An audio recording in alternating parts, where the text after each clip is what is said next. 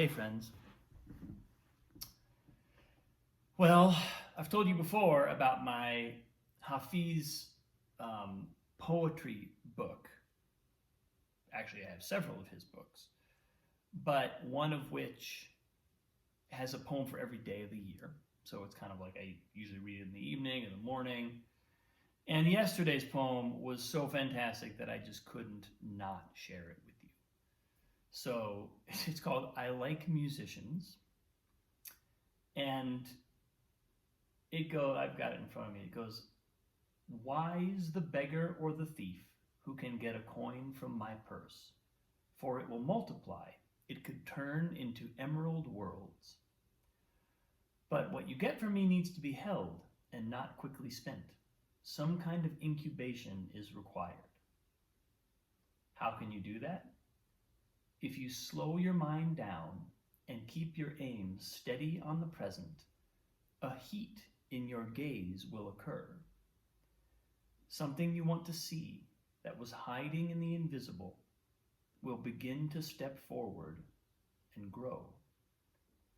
Instead of stealing from me, you should know I like musicians and will freely offer to their hat. So not just because this is about musicians do I think this is a beautiful poem and just a wonderful sentiment. I love the part about what you get from me needs to be held, some kind of incubation. That really, to me, what has showed up for me over the last day or so was that's the practice process. When we, in the case of classical music, if we have the inspiration to learn a piece, or we hear a piece and we think, oh my gosh, I've got to play that. Between that moment, that delivery of the inspiration, and the culmination of that vision, there's a process, there's time, there's an incubation. If we want to write a book or a screenplay or a show or a song, that moment of inspiration comes. We have a vision of what it can be, and then there's an incubation. There's a sometimes incubation process that can take years, depending on the scope and the complexity of the project. And I just love, Hafiz so consistently speaks with the voice of the absolute. I feel like he really captures the essence of God, the essence of of universal intelligence, and it expresses it so playfully and beautifully, and that sort of delighted joy is so present in his poems. And this just really gave me a wonderful affirmation and a wonderful kind of uplift of the process that I'm in on a couple different levels and in a couple different ways in my life, but that all have a very consistent underlying pattern to them. Receiving something, holding on to it, not spending it right away, settling, incubating, listening even more intently to that little stroke of inspiration.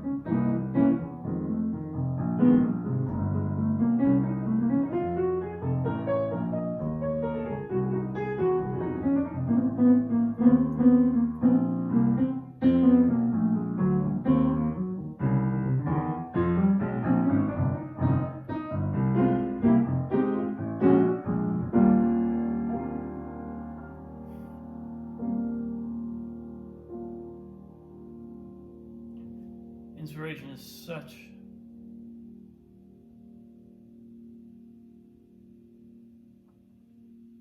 an endless journey. Having studied improvisational music for a good portion of my life, there's a balance that I feel like I've been cultivating between letting inspiration strike me and immediately acting on it. Immediately, it's inspiration in improvisational music or any improvisational form of expression means you don't have time to think about how you're really going to convert that inspiration into the thing you're making. it's almost like they're one thing. They arise almost instantaneously. The inspiration and the manifestation arise in the same moment. Sometimes we might be able to we'll feel the little tug one moment ahead, but sometimes we won't. Sometimes it'll just come through as the thing. But there is another approach which takes time, which means letting there be some space of growth, development, letting something mature. And having had a real fascination with classical music throughout my life, but especially recently, in the last, I wouldn't even say especially recently, but I'm going through another wave of it now. Something I've had this love in me since birth, probably since before birth. But I'm definitely in the midst of a big investment in that area of my life right now, that aspect of my art. And when I spend time there, I'm just sometimes awestruck by the elegance, the architectural detail that goes into the writing of a Chopin etude or a Mozart sonata. There's so much craft, and that's inspiring too. That's another use of inspiration that clearly takes more time. It takes there may be a time gap between the moment of feeling the call and manifesting it fully.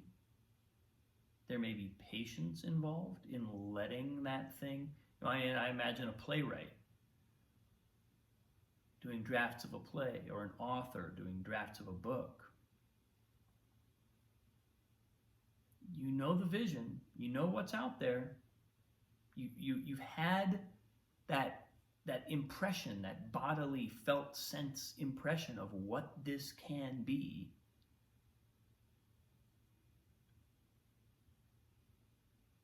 And engagement is immediate, right? We don't want to ignore that call, but it's also acknowledging that the initial wave of expression and even many subsequent waves of various drafts might not be there yet, might not be the full thing yet. And being okay with that, not only being okay with that, but enjoying that process. Watching our own toolkit, our own skill set refine and develop on the way to manifesting this thing that we have a vision of.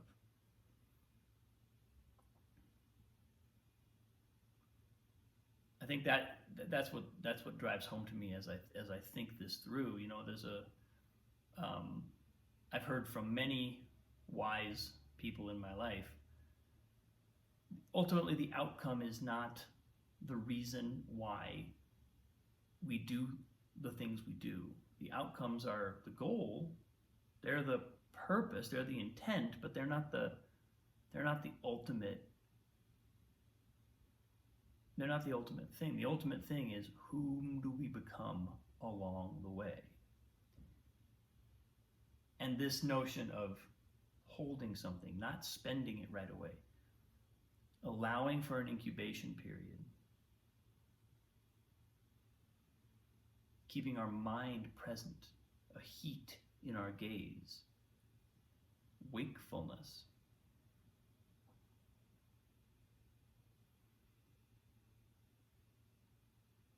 And that music is an access point for that. That musicians We can't do what we do without some kind of connection.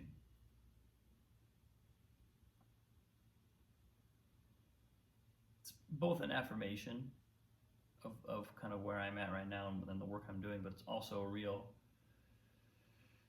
provocation, a real wake-up call and a reminder of the kind of deeper nature of what's really going on anytime I sit down at the piano. It's good to remember that, because you spend enough hours and it's easy to start thinking that it's about getting the right fingering pattern or having good arch support. It's a very small part of the picture. Thanks for watching, folks. Appreciate you. Have a great day. I'll see you soon.